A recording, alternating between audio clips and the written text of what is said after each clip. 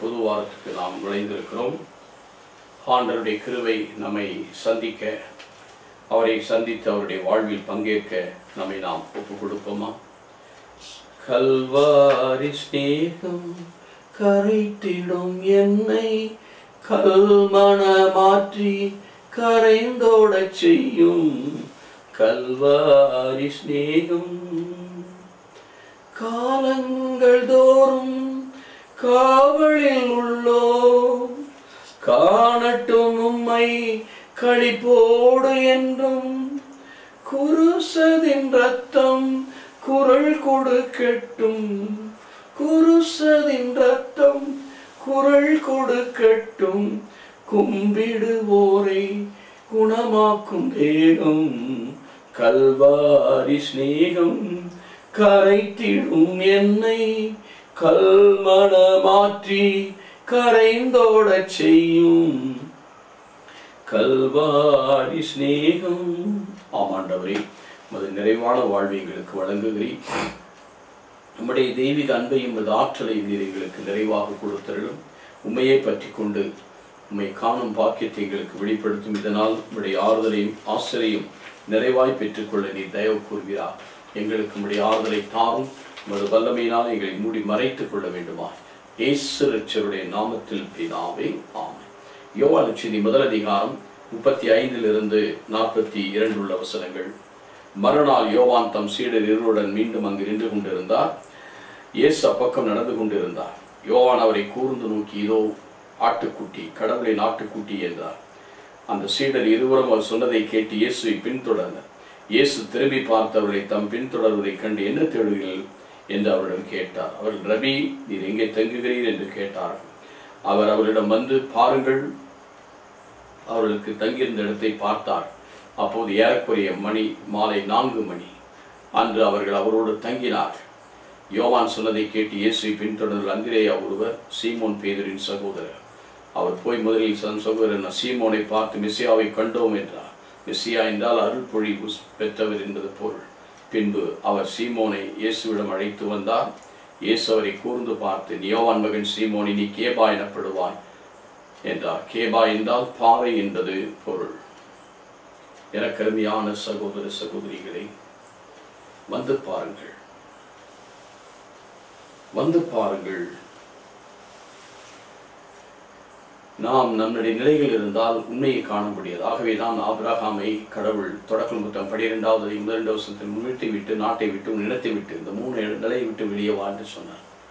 மோசையை அழைக்கும் போது விடுதலை பெற்ற 3வது அதிகாரத்திலே பார்க்கிற 1-5 வசனங்களிலே, உன் காலணிகளை கரெக்ட், நீ ராஜ வீட்டில் வளர்ந்தவன், I need you as your. ஒரு 40 வயசு இருக்கும், நீ பின் செருப்பை கழட்டு என்று சொன்னார். அதை போல ஏசாவை அழைக்கும் போது, அசுத்த நாவுடையவன், யார் எனக்காக போவார்கள், அவர் தூய்மைப்படுத்துகிறார். ஆகவே அந்தந்த நிலைகள் இருந்து அப்போஸ்தலர்கள் என்றால் அர்த்தம் அனுப்பப்படும், சென்ட். இங்கே அதனால தான் வந்து அவன் நம்முடைய நிலையிலிருந்து வெளியே வந்து பார்த்தால், எக்ஸ்பீரியன்ஸ் பண்ணாதான் நாம் கடவுளுடைய அன்பை காண முடியும். ஆகவே நான் சொல்லுகிறார், வந்து பாருங்கள். 39வது வசனத்திலே பார்க்கும், வந்து கம் அண்ட் சீ. அப்பொழுது வந்து அவரிடத்திலே தங்குகிறார்கள். பேதுரும் தங்குகிறார், சந்திரேய யோவானுடைய சீடர்கள் தங்குகிறார்கள். அது மாலை நேரமாக அவர் போய் மெசியாவை கண்டோம் என்று பேதுரை கூட்டிக் கொண்டு வருகிறார். ஆகவே இது மனமாற்றம் ஒரு அழைத்தலுக்கு ஒரு காரணமாக இருக்கிறது. அழைத்தல் மனமாற்றத்துக்கு காரணமாக இருக்கிறது. கண்டோம். இரண்டாவது நாம் பார்க்கிறோம்,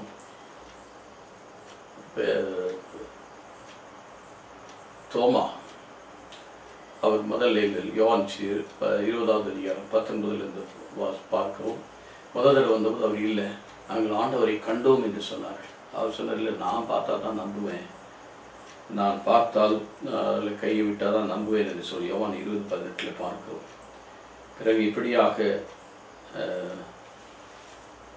அவர் பார்த்து அதை அனுபவித்து அந்த நிலைகளிலே அவர் என்ன செய்கிறார், அவர் ஆண்டவரை ஏற்றுக்கொள்கிறார். மிக முக்கியமான ஒரு காரியம். அது மட்டுமல்ல, அவரை பார்த்தேன் என்று சொன்னபோது நான் அதை தொட்டு அனுபவித்தாலுடைய நம்ப மாட்டேன் என்று சொல்லுகிறார். அதே போல மரிய மதலேனாள், இவங்கெல்லாம் போயிட்டாங்க. யோவானும் பேதுரும் போயிட்டாங்க. அந்த நேரத்தில் யோவான் 20வது அதிகாரம் 18வது வசனத்தில் பார்க்கும், நான் ஆண்டவரை கண்டேன் என்று சொல்லுகிறார்.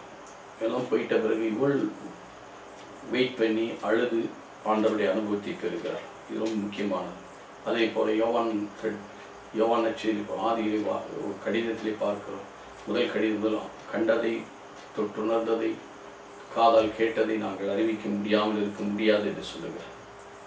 ஆகவே நம்முடைய வாழ்க்கையில எல்லா நிலைகளிலும் நாம் நிலைப்படுத்தப்படுவோம். அதே போல சவுல் பவுலா மாறும்போது 22வது அதிகாரம் 18வது வசனத்தில் பார், நான் ஆண்டவரை கண்டேன், ஆகவே நான் புறவினத்தாருக்கு நற்செய்தி அறிவிக்க அனுப்பப்பட்டேன் என்று அவர் போகிறார். இப்படியாக தாங்கள் தன்னுடைய நிலைகளை விட்டு வெளியே செல்ல வேண்டும். இன்றைக்கு நாமும் கூட நம்முடைய நிலைகளில் இருந்து நாம் வெளியே போகும்போது அவரோடு தங்கி எப்படி அந்திரேயா பேதுருவை அழைத்து வந்தார். பேதுரு நாம் மெசியாவை கண்டோம் என்று தன்னுடைய சகோதரனை அழைத்ததினாலே பேதுரு திரு அவையினுடைய தலைவராக இருக்கிறார்.